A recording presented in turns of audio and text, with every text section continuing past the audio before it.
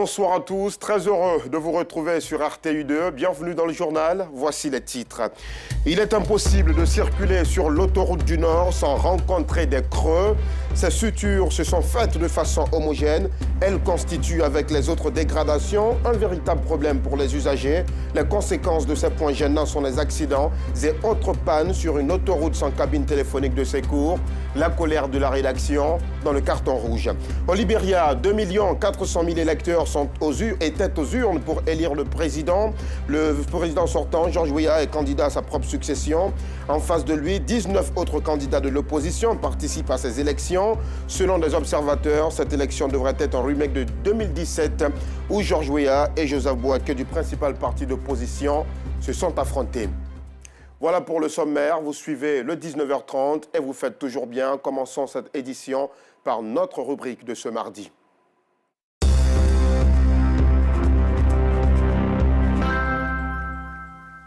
On ne passe plus sur l'autoroute du Nord sans rencontrer des nids de poules. Cette voie si précieuse qui relie Abidjan à l'intérieur du pays se dégrade à mesure que les jours passent. Conséquence de ce manque d'entretien, des accidents de la circulation et très souvent mortels avec des images insoutenables. Et cela sur une autoroute sans cabine téléphonique de secours. La rédaction est mécontente. Elle adresse plusieurs cartons rouges dans ce reportage signé Théodore Zouzou et le spécialiste maison de l'expression de cette colère, Pargasso Rokone de Madongui. De grands creux, des crevasses et des lésions ça et là semblables à des pots de margouillat. Un bitume bien balafré avec de larges ouvertures aussi grandes et grosses que des nids de poules, que dis-je, que des traces de pattes d'éléphant. Eh bien oui, c'est ce qu'est devenu l'autoroute du Nord. Sur le visage, hélas, sombre et triste de l'autoroute du Nord, depuis la sortie d'Abidjan à Yopougon-Jesco jusqu'à Yamoussoukro, en passant par les localités d'Atingué, Sengrobo et Pakobo. Aujourd'hui, conduire sur ce tronçon est un véritable parcours du combattant. Emprunter cette voie est pénible, difficile, déplaisant et accablant pour les machinistes et autres usagers. Sur cette infrastructure censée faire le bonheur des usagers, censée être confortable, convenable, praticable, commode, le constat malheureusement est tout autre. On gambade, on galope, on saute ici. Le conducteur, pour éviter une sortie de route, se voit obligé de s'agripper au volant de son véhicule, comme celui-ci. Une situation bien dommageable et gênante quand on sait que la vitesse admise sur l'autoroute du Nord oscille entre 80 et 120 km/h. Il y a trop de trous. Si vraiment on peut vraiment les combler, ça va vraiment nous faire plaisir parce que ça vraiment, c'est pas bon pour les pneus. Voilà. Et je sais que ça peut vraiment être source de beaucoup d'accidents. Et oui, le pire que crée cet homme de Dieu, pasteur de son état, qui fréquente le plus souvent cette voie dégradée, délabrée, détériorée et abîmée, arrive très souvent. Les sorties de jantes, les crevaisons et déchirements de pneus sont récurrents. Et ces restes de roues dans les herbes, aux abords de la voie ou même en pleine chaussée, en sont la parfaite illustration. Ce qui profite bien aux vendeuses de produits agricoles installés non loin de là. Situation dommageable. C'est quand les voitures, là, leurs pneus là, se pincent qu'on prend pour déposer ici pour vendre. Il y a des fois quand ça se casse, on vient démonter le pneu là pour enlever et puis on demande, on nous donne. Souvent, si on passe la route, le coin que ça soudé là, ça casse le pneu. Ça ne nous arrange pas. Si le pneu est éclaté comme ça, là, ça peut tomber camion. Les pannes sur l'autoroute du Nord surviennent à tout moment. Elles obligent même les automobilistes à se transformer en mécaniciens, vu qu'il n'existe aucun garage dans les environs. Certains chauffeurs n'hésitent pas à se coucher sous leur camion. On a un problème, c'est à cause de ça qu'on est arrêté pour regarder. Et pourtant, existe bel et bien une structure étatique dont le rôle est d'assurer le financement des prestations relatives aux études et aux travaux d'entretien courant et périodique du réseau routier. Il s'agit bien du FER, Fonds d'entretien routier. Le FER doit non seulement maintenir en l'état toutes les routes nationales, mais aussi les routes internationales. La gestion des postes à péage est aussi de son ressort. Aujourd'hui, le fer a à son actif sur l'autoroute du Nord 4 postes à péage bien fonctionnels. Je répète, 4 postes à péage bien fonctionnels. Suivez donc mon regard. Au regard de l'état de dégradation très avancé de l'autoroute, cet automobiliste se pose des questions. On paye l'argent, on ne sait pas où ça va. Je ne suis pas content de payer le péage. Normalement, on paye le péage, c'est pour les routes qu'on paye le péage. Mais en tout cas, l'autoroute n'est pas stable. On constate que c'est comme un jeu d'Awalé, parce qu'il y a trop de trous. On peut faire une sortie de route facilement.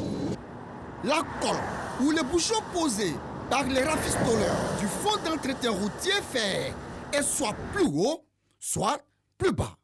Toute chose qui rend la circulation inconfortable et désagréable.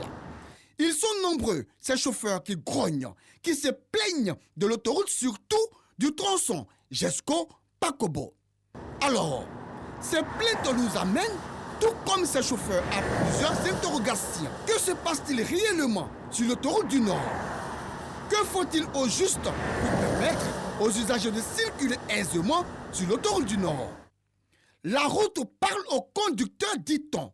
Alors, pourquoi les signalisations, notamment les bandes blanches sur la chaussée, n'existent pas à certains endroits? Pourquoi l'autoroute du Nord n'est-elle pas bien entretenue?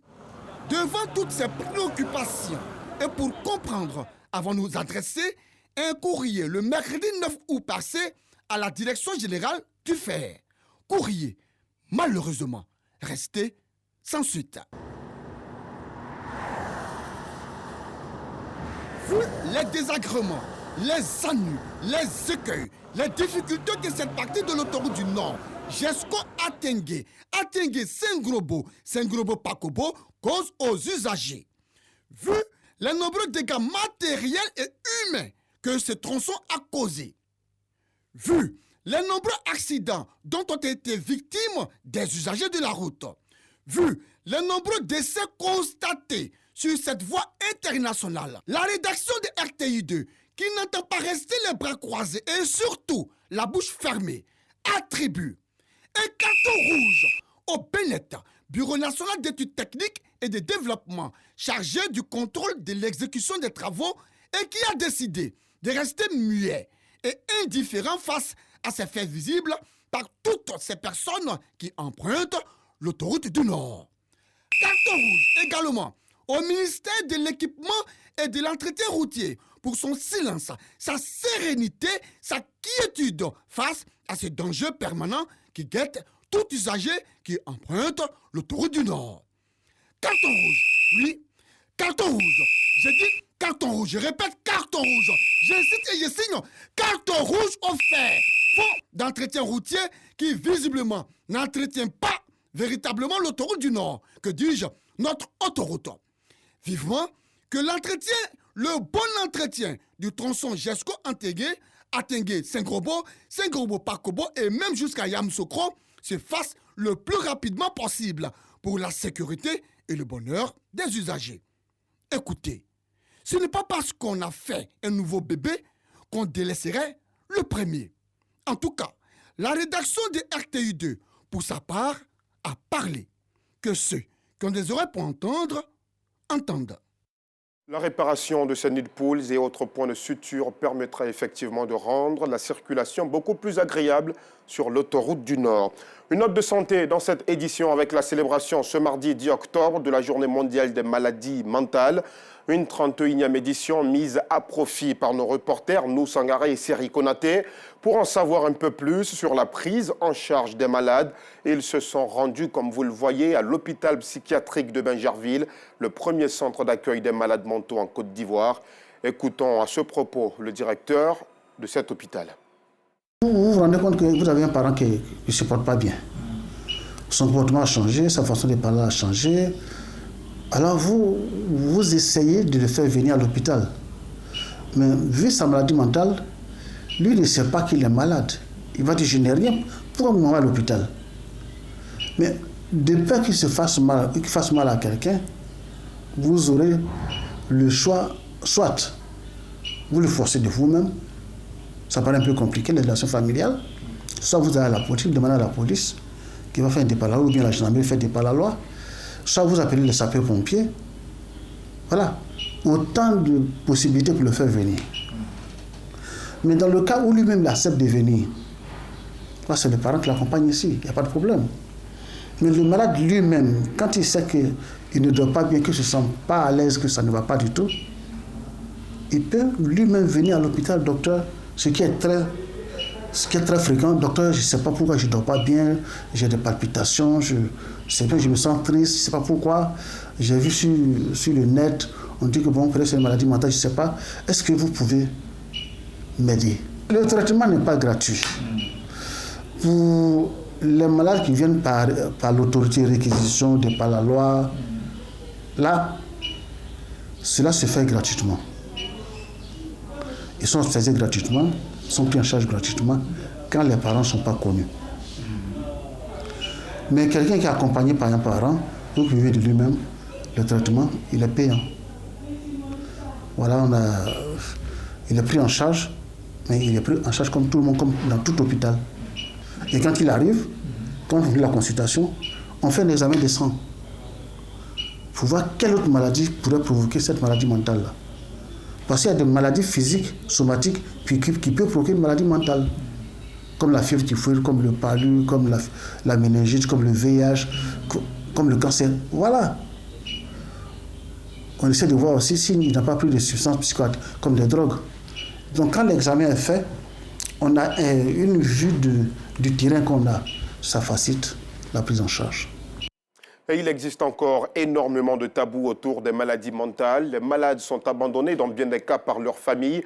À l'occasion de la célébration de cette journée dédiée à la maladie, il convient de sensibiliser les populations. Les maladies mentales, eh bien, sont des pathologies traitables comme les maladies physiques. Regardons ce sujet proposé par Boubacar Silla et Charles Tatou. Selon l'Organisation mondiale de la santé, OMS, 900 millions de personnes ont un problème de santé mentale, soit une personne sur 10 et un enfant sur 5 souffriraient de problèmes mentaux. Mais quelle est la différence entre la santé mentale et la maladie mentale? Quels sont les facteurs qui exposent à la maladie mentale? La santé mentale, ce n'est pas la maladie, c'est un état de bien-être. Toute personne qui n'arrive pas à participer aux activités de la communauté, on peut dire que cette personne-là commence à souffrir mentalement. Pour parler de maladie mentale, on se base sur certaines classifications scientifiques, les facteurs qui pourraient entraîner une maladie mentale. Quelqu'un qui consomme la drogue, les substances psychoactives, quelqu'un qui, du jour au lendemain, a perdu son emploi. Donc ça peut influencer sur sa santé mentale. Toujours selon l'OMS, la plupart des gouvernements africains attribuent moins de 2% de leur budget de santé à la santé mentale. Un fonds insignifiant qui ne permet pas le bon fonctionnement des structures de prise en charge des malades. Conséquence, beaucoup de malades mentaux sont dans les rues, abandonnés par leurs familles. En Côte d'Ivoire, selon le programme national de la santé mentale, 57 structures de prise en charge des troubles psychiatriques. En dehors de l'hôpital psychiatrique de Bouaké, il y a également l'hôpital psychiatrique de Bingerville. Donc ce sont les deux grands hôpitaux psychiatriques en Côte d'Ivoire qui font la prise en charge et en ambulatoire et en hospitalisation des patients vivant avec une maladie mentale. Il y a également l'Institut national de santé publique et les structures privées qui interviennent également dans la prise en charge des personnes vivant avec une maladie mentale. Le directeur de l'hôpital psychiatrique de Bouaké plaide pour la réhabilitation et l'équipement de sa formation sanitaire en vue d'une meilleure prise en charge des pensionnaires. Face au coût élevé des médicaments, plusieurs parents des malades se ruent vers les guérisseurs ou les camps de prière à la recherche d'une guérison. Les malades sont enchaînés. Ils ne reçoivent pas de traitement. Et ça aggrave encore, ça empire encore leur état de santé. Donc, je lance un appel. L'hôpital psychiatrique est le lieu indiqué pour soigner ceux qui souffrent de maladies mentales et de l'épilepsie. Outre les formations sanitaires étatiques, certaines ONG contribuent à la prise en charge des malades mentaux. Le cas de l'association Saint-Camille de l'Hélice de Bouaké. Nous avons un effectif de 115 pensionnaires. La plupart des personnes que nous prenons, c'est des personnes errant dans les rues. Nous les envoyons, nous les lavons, nous nous occupons d'eux. Je suis bien traité. Je suis suivi par les sages-femmes. L'assistance sociale vient tous les lundis, tous les mercredis. Mais l'association Saint-Camille de l'Hélice ne se limite pas seulement qu'aux soins. Ces structures non gouvernementales œuvrent également à l'insertion sociale de ces patients après leur guérison. Après l'avis du médecin, on conduit le malade dans notre centre de réinsertion pour apprendre des métiers. Nous avons cette année la chance même d'avoir un projet avec l'ambassade de France. Donc, il y a la savonnerie et aussi la cuisine collective. J'ai été moi-même malade mental lorsque j'ai passé mon BTS et après j'ai fini mon cycle d'ingénieur télécom. Et aujourd'hui, ça fait maintenant 3 ans et demi que je suis stabilisé et j'ai proposé mes services. On m'a pris en tant que coordonnateur de projet PISCA. La maladie mentale n'est pas incurable. Les malades ont droit à l'éducation, à la santé et au travail. La journée mondiale de la santé mentale, célébrée chaque 10 octobre, permettra donc aux autorités de Bouaké d'informer et sensibiliser les populations sur cette maladie. Et oui, quel que soit le dédale de la vie, les difficultés auxquelles vous êtes exposés, prenez toujours soin de vous et de votre santé mentale. Retournons sur la route pour un focus, cette fois sur les petits laveurs de pare-brise. On les rencontre sur toutes les routes ou presque d'Abidjan. Ils se faufilent entre les véhicules et une fois le feu rouge, ils lavent les pare-brises, souvent sans l'autorisation des automobilistes. Ils espèrent ainsi recueillir à la fin quelques piécettes d'argent pour assurer leur pitance quotidienne. Mais qui sont ces enfants qui s'adonnent à ce travail? La réponse dans ce reportage de Bintou Pekele. Une raclette, une bouteille de savon liquide mélangée à de l'eau. C'est le matériel de travail de Mohamed et de ses collègues. Ces enfants habitent la commune de Yopougon. Mais tous les jours, ils sont dans la commune de Cocody et dans d'autres communes pour laver les pare-brises des véhicules stationnés au feu rouge. Le matériel, on achète ça au supermarché, ça à 1600. On donne les 50 francs, 100 francs.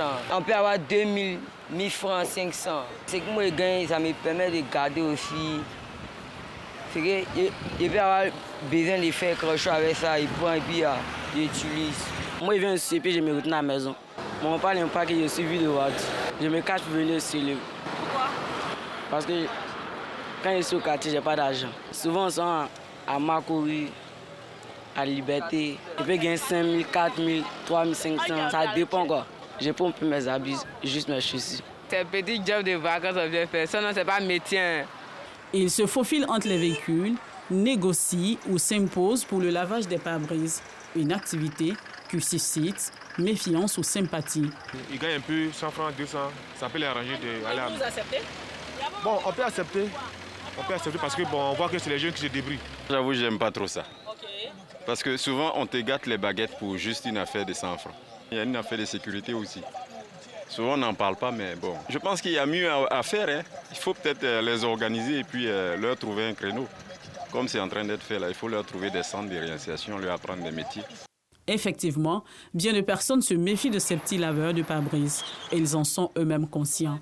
C'est pas tout le monde qui accepte, mais ceux qui sont, on prend ça comme ça. Gens nous avec les folies, pourtant nous on vient se débrouiller. Si y a les boss quand ils les connaissent là, ça cause on vient en banque. Et là, quand les beaux commencent, on les connaît quand on vient vers eux.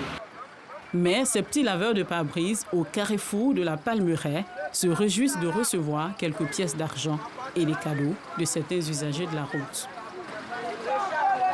Hors de nos frontières, au Libéria, nous vous le disions en titre, 2 400 000 électeurs étaient aux urnes pour élire le futur président de la République. Le président Georges Weah est candidat à sa propre succession. En face de lui, 19 autres candidats. Les résultats sont attendus dans 15 jours. Ce mardi marque le début du départ des soldats français du Niger. Un communiqué lu à la télévision nigérienne a confirmé le départ du premier convoi. Il sera escorté par les forces de défense et de sécurité nigériennes. L'armée française n'a pour l'instant pas réagi. Cependant, vous avez en souvenir que nous vous parlions il y a quelques jours sur RTU2 que l'état-major des armées de France avait confirmé le début du processus de retrait. Et pour finir, en République démocratique du Congo, au moins 7 civils ont été tués et mutilés aujourd'hui près de Rumagambo, à une quarantaine de kilomètres au nord de Goma, dans l'est du pays. Les combats s'intensifient ces derniers jours entre d'un côté l'armée congolaise et des milices locales et de l'autre les rebelles du M23 soutenus par le Rwanda. 7 personnes ont été retrouvées égorgées et mutilées sur la route nationale 2. Nous sommes au terme de ce journal. Merci aux équipes techniques et de rédaction. Merci à vous aussi de nous avoir suivis. C'est sur RTU2 qu'il faut rester. Bonne soirée.